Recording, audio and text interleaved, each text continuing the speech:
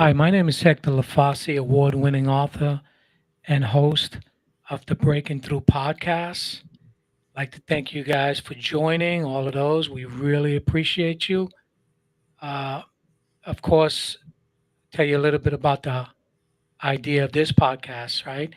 And this was first idea came, it was to serve a need by doing something different and meaningful. Because as you already know, I'm an author and a lot of this pertains to me as well. Most of the topics that we share, I have had some experience with. So for me, it's personal. And I know firsthand what holding on to secrets does to the human psyche. Uh, I'm muting my phone. So I don't know if you've done that over there, but Got it. okay. So, yeah. So what these secrets do to the human psyche, because for me, it tore me apart. And the mask that I wore to hide the scars was so many. So let's learn how to be okay with who we are, just the way we are. So let's take this journey, go on this journey together. We have a great lineup. We're talking to some exciting people about some deep stuff. We have a range of different people from different walks of life, including professionals and all kind of stories. Individuals that have actually lived through horrors and overcame. And that goes from Gen Y, Gen Z, and Gen X, all the way through those generations. Everyone has a story. So, what I tell people is not to take their secrets to the grave and let's talk about them. This way, you free yourself. Okay. So, if you have a particular topic you'd like to hear more about, let us know. And if you'd like to share your story with us, just hit me up on my email, which is Hector Fosse, Fosse, number one at gmail.com. Meanwhile, let me plug this in here because I didn't realize that my battery is running low. Okay. So, again, meanwhile, feel free to post on the Facebook platform, which is the one we're using primarily to make it less complicated. So we've done a few segments already, and we're polishing up. As I was explaining to my guests, this is really difficult stuff to do. We thought it was going to be a whole lot easier, but it gets technical. So we work through the kinks. So stay with us, and we're going to try to give you the best we can. How we learn it, we bring it to you. So with us today, we have a senior substance abuse counselor and educational director for Steps to Recovery, a veterans clinical treatment program. His name is Raymond Lugo. Raymond, welcome to Breaking Through Podcast. How are you doing? Thank you for having me. I'm doing great. How are you? I'm doing good. I'm doing good. It's a pleasure to have you on the show. Finally, we've talked a number of times, and here you are. So let's get right to some of the questions that I have for you. So you're a senior counselor, right? A substance abuse counselor at this program. Is that right? Yes, I am. Yes. And how long have you been doing that? Oh, it's The coming up. substance abuse counseling. Well, it's coming up now on 10 years. And yes, okay. That's a good time. Tell me more about this place you work at and like Okay, so what kind of patients are here and is it a daily program, residential? What is it? Tell me. I work for Steps to Recovery, which is a residential program for veterans.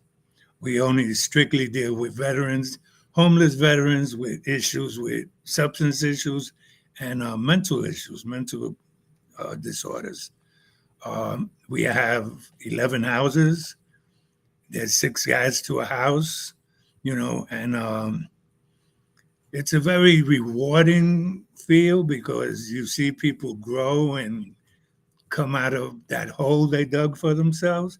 But at times it's very sad too because a lot of our patients are, they got PTSD, they got all these things going on, and it's difficult to deal with life.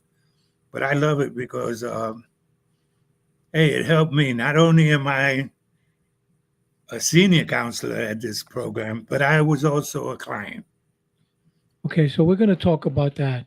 Uh, but when you talk about these patients that they have mental issues, is that like they're MICA patients They're mic, as well? yeah, they're micro patients. They have, they deal with schizophrenic, they deal with PTSD, they deal with all these issues that technically I'm not quite, but I send them in the right direction. See, what I do for them is I open up doors with the VA because a lot of our veterans that come home, they just come home and they got these issues, but there's nobody there to help them through the red tape, right? Hmm. So, Is it a daily program they come to? Is it a residential facility? oh yeah, no, it's residential. It's residential, and we like you said, I'm the educational director, so we do classes every day on substance abuse, and we do that for the first 12 weeks of the program. Then after the first 12 weeks, we start looking for housing to get them housed, which presents a whole other problem because Mm. a lot of our clients have evictions, because it's hard to deal with life when you're dealing with PTSD and drug abuse at the same time. Yeah, yeah. And this clientele's got to be, pretty difficult, right? Uh, Very difficult. You know, not only is it very difficult, it's a wide range of age. We're starting to see a lot of young men come in 23, 24 years old, that's dealing with the wars in Iraq and Iran and all that. Plus, mm, we deal with people that was in Vietnam. They're 60, 65 years old, you know, and they're inbred. They already like they say, it's hard to teach a old dog new tricks. It's very hard to get them out of what they believe. so they're set in their ways. Exactly. Yeah, and so like getting through sometimes is it difficult to the, for them or for you? Is It's, it really it's difficult to get a breakthrough on this? it's very difficult sometimes because first of all, a lot of our clients they have trust issues. They don't trust. So first we got to gain their trust before we can even attempt to help them with whatever it is that they're going through. And that in itself is a big deal. You know, getting someone to believe that you're there for their good, because they've had so many doors closed in their face, that when someone is telling, look, I'm here to help you now, it's hard for them to believe that. Hmm. Yeah, I was the. I mean, I know how difficult just the field itself is. Nevertheless, dealing with this type of clientele. But I was a substance abuse counselor for many years. Actually, I'm still licensed to practice. I just had to put that on hold because I wasn't using it. But nevertheless, I still have that under my belt, and I know how difficult it is just to deal with a recovery with an addict that's using and keeps coming back and forth. MICA patients because we had these MICA patients in our program, and so the resistance, they're so resistance, and it's frustrating, and if you're not prepared, and if you don't like what you're doing, this really becomes challenging because these guys really test you. They really take it to another level, and it tests your patience, man. So you have to have skill, not just be a counselor, but just have a certain skill set that you can use technique. See this coming, and so that you can get the results you want. But I've never dealt with the clientele you do. Uh, Mhm. because it's gotta be, very trying. Do you lose it sometimes, or what I've, kind of mind frame you have? I've come close to it. I try my best. I pride myself in trying to put myself in their place because I've been there, done that. You know, Mhm, so it, trying to understand before I try to be understood is a big thing with me. So mhm, I try my best. Sometimes we've been very successful, and sometimes we haven't. I've gotten guys through the program. They've gotten an apartment, and the next day they're doing the same thing that harmed them from the beginning. And sometimes it becomes trying, for me. But like you said, I gotta love what I'm doing, otherwise I wouldn't be doing it. Have you ever been challenged by any of these guys? Yeah, yeah. I've Yeah. been challenged, and I've had to have people removed from the program. You Mm. know, and that in itself sometimes brings a lot of anxiety to staff, because we're staff and we're dealing with veterans that they've been through combat, or whatever. And sometimes if they feel like they've been wrong, we worry about them coming back. And I'm in Florida, so state of Florida, there's a lot of guns running around here, so we worry about stuff like that. You know? Yeah, and being a veteran, I guess it's kind of like easier for them to, get a weapon, Yeah. or, they Or probably use a still weapon. have them. Well, that's another thing that I have under my belt is I'm a veteran too.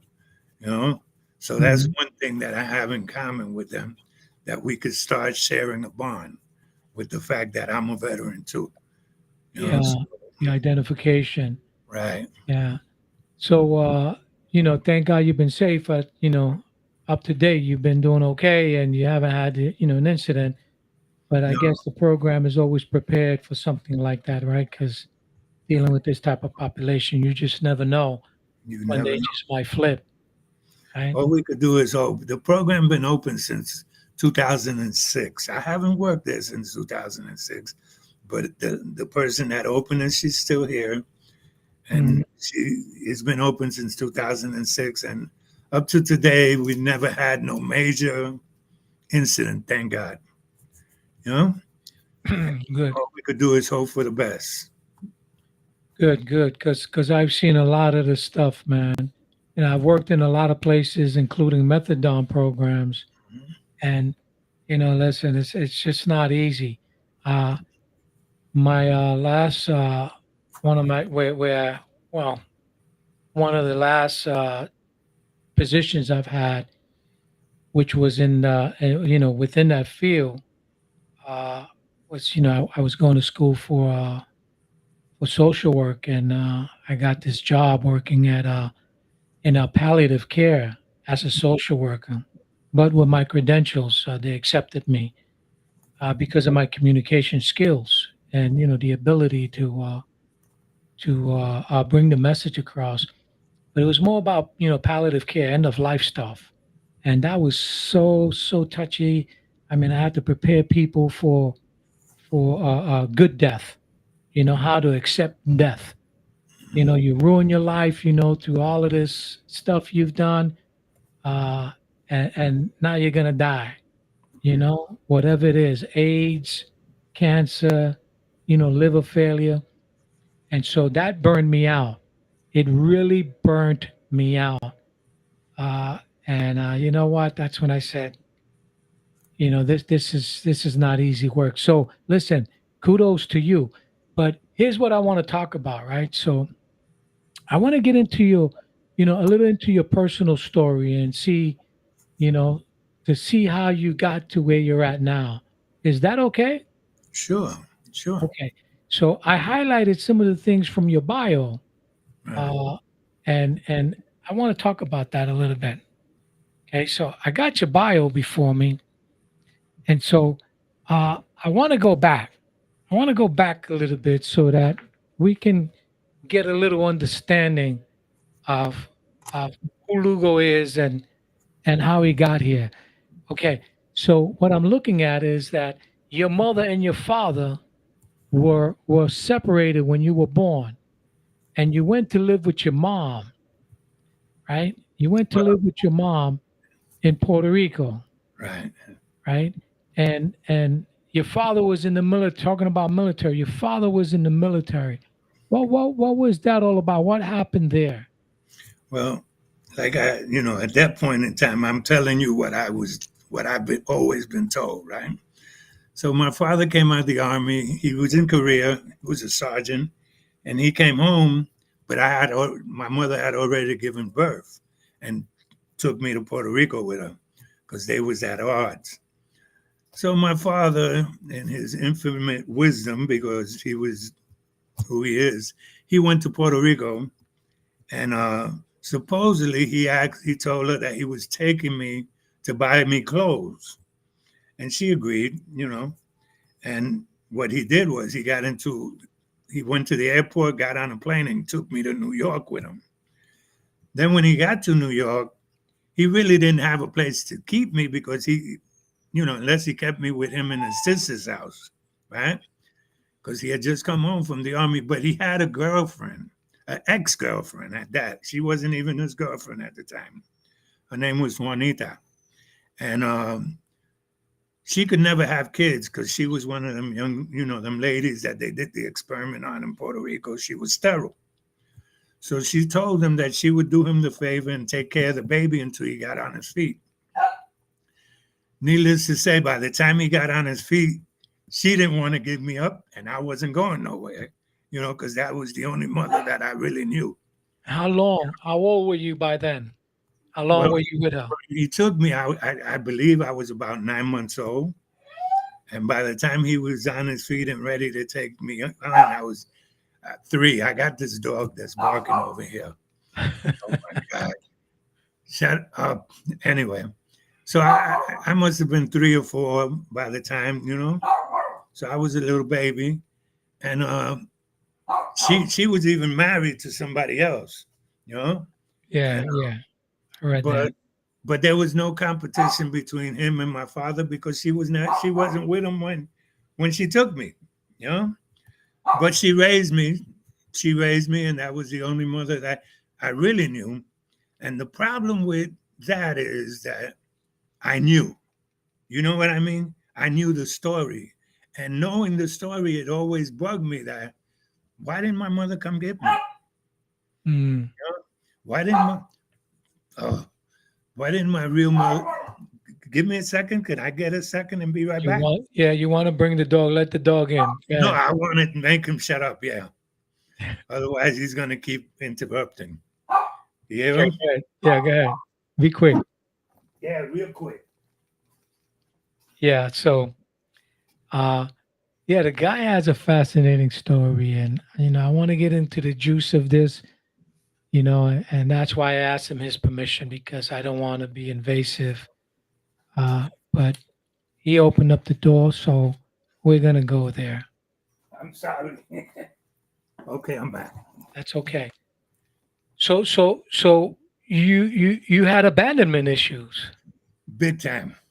That I didn't know what they were as I was coming up, yeah. but now I could identify them now, But you knew right? Juanita was not your mother, I knew she was not my birth mother, right? Your biological mom. right? That's My right. biological And mother. so, how were you feeling with the realization of this? Did it affect you? How did it affect you? Well, the way I see it, it affected me because I rebelled. When I Mm, wanted to do something and she would chastise me, I always had that weapon in my back pocket. You ain't my mother, you know, which uh, I hurt her a lot with that too. You understand? yeah, yeah, My father was always there to come and correct me, but that was just, it didn't really matter no more because I always thought, why doesn't my mother come for me?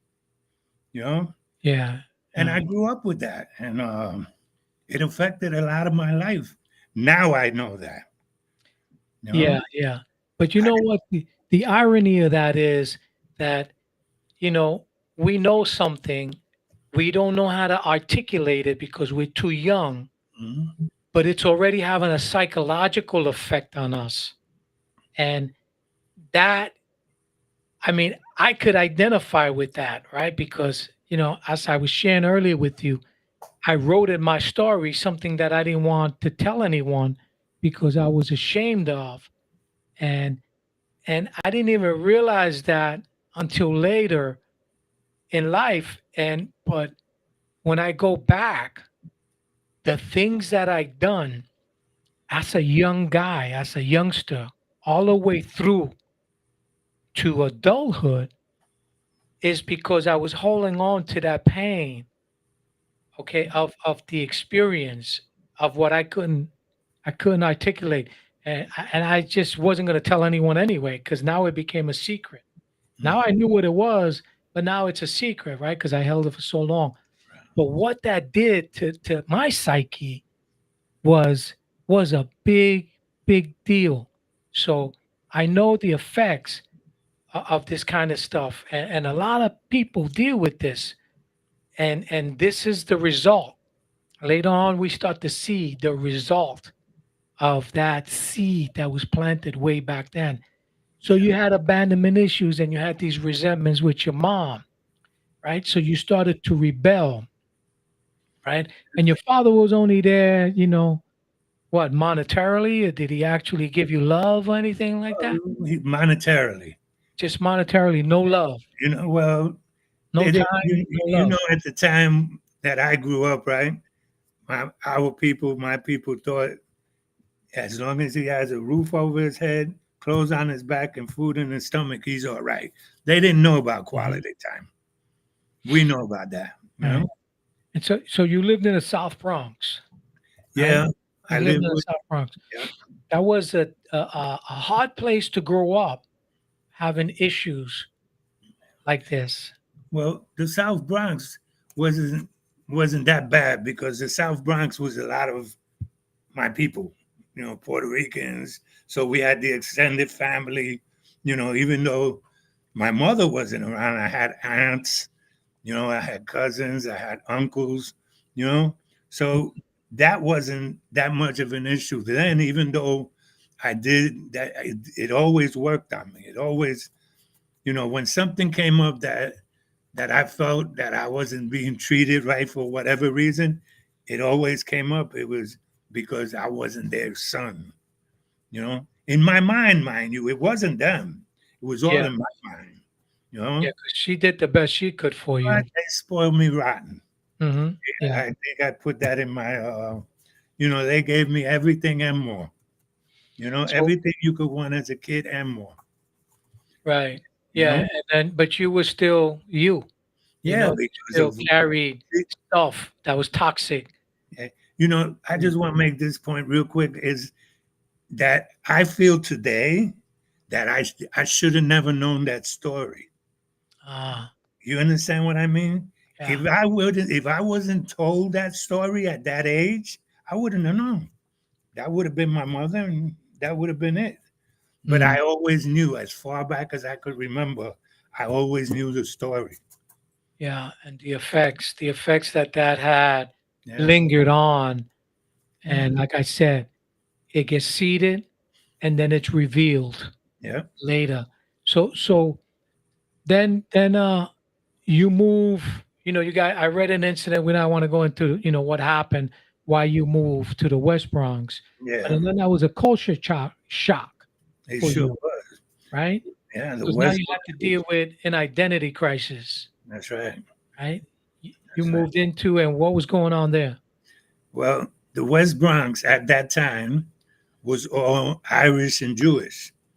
And when I moved there, it was a little group of us, maybe about 6 or 7 of us, that moved because of the incident that happened in the building. And we got put into this school, which was a great school. If you look it up, it was at that time one of the best junior high schools in all of New York. I was in the 7th grade.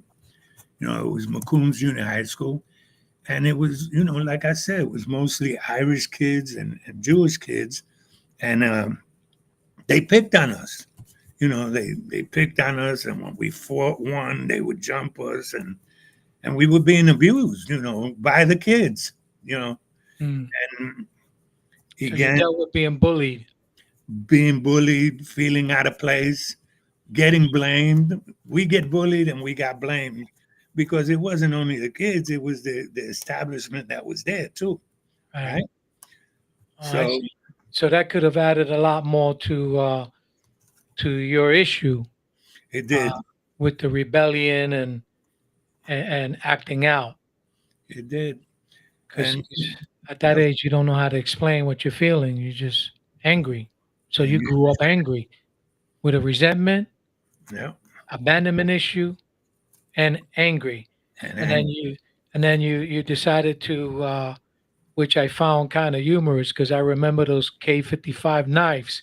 Right. that you mentioned. You decided to go get, because all the kids back then, that was the knife. Yeah, the K-55. We Yeah, that was pooled our money, yeah, went down to 42nd Street, that little crew. We wasn't no gang. We was just the only Puerto Ricans and blacks in the neighborhood. So we hung out together. And we got these K-55s. And I remember the very next day, I couldn't snap it open. You remember how they used to snap them yeah, open? yeah, yeah. Well, I couldn't snap them open. I Yeah, used to carry skill. That was mine. skillful. Yeah, you needed a skill. Yeah, no, I had mine open in my sleeve. Uh-huh. That's how I carried them. And the very next day, some guy, I'll never forget, they used to call him Animal. He was a big, red faced Irish kid. And they gave lunch. It was a great school. They used to give us good lunches and everything. And he came over and he said, "Yo, let me get that cake." And I said, "Sure, take it." And when he reached for it, that's where my problems really began because I stabbed him in the hand and I ran out of school. And So there goes the start of a whole uh lot of shit, a whole lot of stuff. yeah, You know? delinquency. Yeah. So you were like what, 11 years old then? Yeah, I was 11. I was in, 11 no, years I old. was, yeah, 11 going on 12. Yeah. And then you what happened? They sent you away? No, no, I ran away and I lasted like 2 days, 3 days in the street. Then when I finally got caught, what they what they decided to do with me was to send me to live with my father, right? Because they were saying that it was problems that she couldn't handle me no more, which wasn't true. They sent me to live with my father, and now my father had just gotten married, and he was living in the projects on in Manhattan, on the west side of Manhattan. If you know anything about Manhattan, Yeah, yeah, I know Manan well. the east side is Spanish Harlem, the west side is Harlem, Black Harlem. Hmm. Yeah, I used to live I was living on 133rd and Amsterdam Avenue, yeah. and So I went Harlem, from Harlem.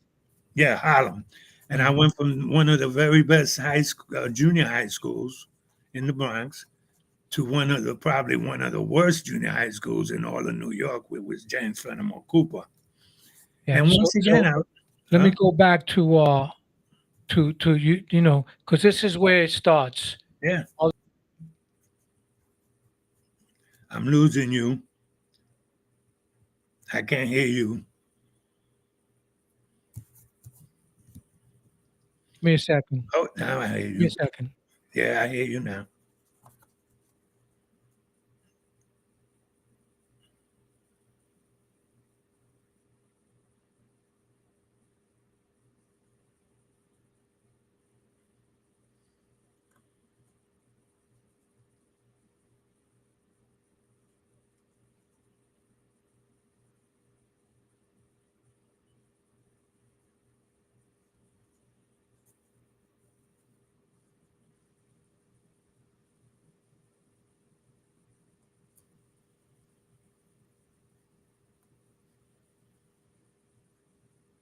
Okay, I'm back.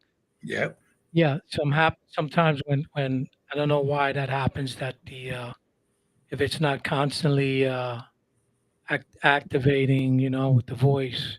man. I don't know. I got to figure that out. This is part of you Growing know pains. stuff. Let's go back a second here because I'm starting to see the pattern, right? The Man. pattern, and then now is the anger. Now you're getting in trouble, and you went to spa fit, and then you started using. You started using at an early age, right? You discover how substance make you feel, and Yes. you really like that feeling of having that courage, right? So that injected something else in you. Well, what was that? What was that like? The start of that. Well, I didn't have to deal with the feeling. I didn't Ah, have to deal with the feeling of being, you know, rejected. That's how I felt. Being an outcast because I was different. You know, and even when I moved to the west side, the west side was Harlem, and I felt out of place there too. You know, yeah. So so but when I got high, I did things that people would accept me because they thought I was crazy because Don't worry about your dog. yeah, I started acting, Don't yeah, worry about the dog. yeah. Uh, So, yeah, the identity youth crisis. Here we go again with identity crisis and identity crisis. Yeah, being left out. All these issues keep coming back, and I keep reiterating that because this just shows the pattern, right? So and then you went from roaming the streets and living in the streets to being sleeping on rooftops yeah, as a young child, and I could identify with that because that's part of my story too. So I know, but I just wanted my audience to hear that because this is the escalation part. This is where drugs start to take another form, yeah. right? Because now we're going into the street life, right? Mhm. So now you're running the streets, and you're on 42nd Street. That used to be my hangout, Yeah. part of my story, and you meet a prostitute, and then Maria, you start having this affair with a prostitute, and life takes on another role now. So now you a player. not really, but yeah, I thought I was You right. thought you were a player, Yeah. and so you were tricking her out. Nah, when I met Maria, remember the age? Maria was like 28 when I met her. I was like 13, 14, Mm, right? Maria actually took me in off the street because I was living in the street. I was running from some other shit that I had done, right? mm-hmm. And so she took me in and she started teaching me what that life was all about. uh, You know, not that she was doing tricks and stuff, but she also taught me how to roll drunks and do all kinds of other stuff that had to do with the street life. right. And drugs was a big part of it. You know, Survival. yeah, Yeah. yeah, survival.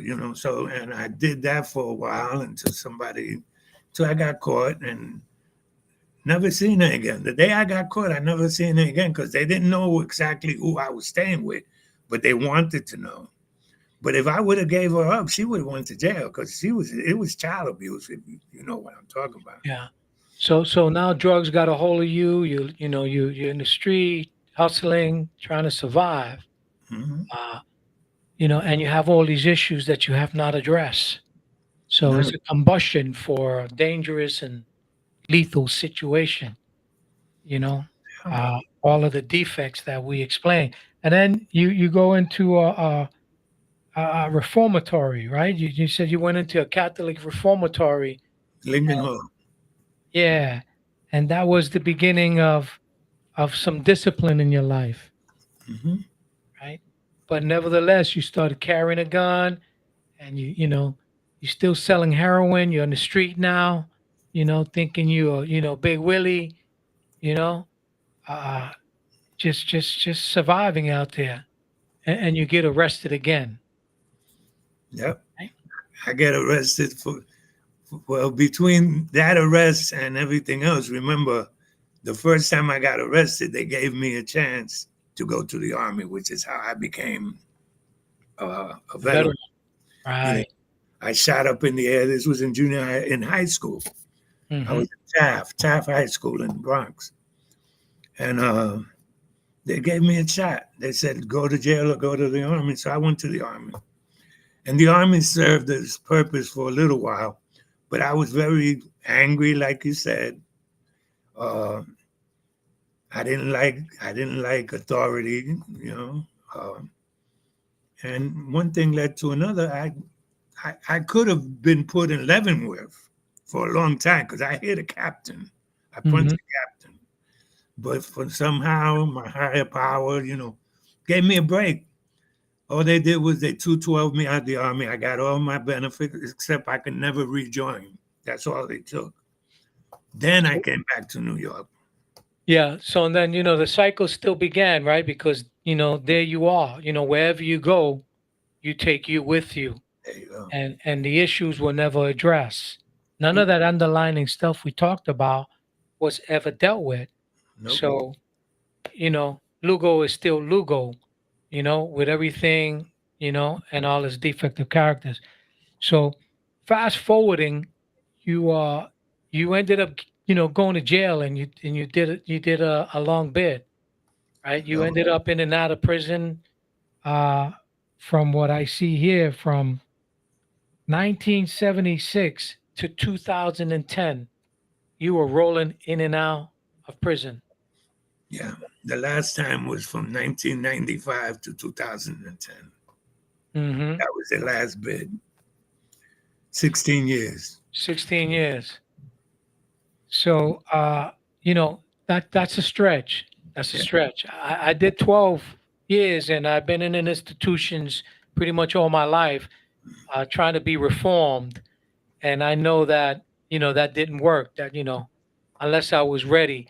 And that's the issue, that we don't know these things about us, right? So we keep going, we keep going. And this is where it takes us to, right? So, when did you realize that enough was enough? During that last bid. And it wasn't the time, really, if I could really iterate this real quick, I was proud of being a thug and I knew that going to prison was part of the program. So one day they took me to the hospital. I was in a correctional facility and they took me to an outside hospital. And I was shackled down walking with these cops. And some lady was coming with two little kids. And when she seen me, she snatched them out the way. And that broke my heart because I would never do nothing to no little kid, but she didn't know that. And right there and then I knew that I had to do something different with my life because the way people saw me and the way I saw myself was two completely different things. So what did you do different I this time? asked to go to from that prison. I asked for a transfer to this place called Mount McGregor, where I met these great people that had the ASAC program, Father Peter Young, and they started teaching me that I didn't have to live that. See, I thought that that's what I had to do, that I was meant to be a con, a player, like you said, right? They Mhm. showed me that I could be something else, and I started buying into changing my life. And when I came home, I started to change my life and then I almost forgot again. But once you got information, you cannot have the information. See, when I was ready to use the information, I started to use it. And That's when you got into this counseling stuff and that's when I got into recovery, put it that way. recovery. Yeah, Okay, yeah, right. So you're doing the recovery program, right. and that's where you've pretty much attributed your growth Yeah, to, and you've addressed these issues of these abandonments and the little kid stuff we talked about. You've addressed those things. I've addressed those things with therapists. I've addressed those things with what we call my sponsors. You Hmm. know, I've addressed those things. I've come to terms with who I am, and I'm okay with who I am today. I don't have to be, you know, I do counseling, right? And one thing I ask everybody that I deal with is, what is it about you that you hate so much that you need to put something in you to be somebody else? And that's what I dealt with. And I've been answering that question for quite a few years now. But I'm good with what's coming up because I'm accepting the fact. The things that happened to me, a lot of it I couldn't control. And I can't control a lot of things in life. But what I could control is my actions today. That I could control. And I do that to the best of my ability every day. So would you say you're a better man today? Much. Okay. No, And no, I wouldn't even say better. I would say today I am a man. gotcha. You know? And society is a much safer place. Society is much safer for me, you know, much safer. Good. So today you are, senior counselor and educational director to this program, doing some wonderful things. That's right. You're looking at yourself because it's never too late to do that. And uh, uh, you know, we have a story. We have a story, and this is it. Uh, but you know what, Lugo? I want to thank you so much for sharing with us. I appreciate you, and I want you to stay with us a little bit because we're coming to the end of the show now. Okay. Uh, so, what I want to say is look, this road is never easy. There are a lot of bumps and bruises all along the way, and some experiences could last a lifetime, and many, many have already died. Surviving the streets is no joke. This is serious, serious stuff. So if you've taken this path, I hope that you've learned from your lessons and you haven't wasted too much of your life in the battle. But as long as you still got a fight in you, there is still hope. So we've come to the end of our show. Be sure to join us next week, Saturday at 1 p.m., with our guest, attorney, professor, and author Larry Arias, which will be speaking on trauma. Follow us on Facebook and please share. So, lastly, we strongly believe that God gave us freedom of choice and that everyone makes their own decisions and choose their own path. Make healthy choices, live life to your fullest potential, and live with purpose because we all have a purpose. And I'll close with a quote from my book. You can't, pardon me, you can't add days to your life, but you can add life to your days. Thank you. Thank you, Lugo. Thank you guys for tuning in, and we look forward to seeing you again next week. Thank you all. Thank you for Until having next me. time. All right. Talk to you soon, Lugo. Thank you. Okay. Appreciate that. All right, buddy. Bye bye.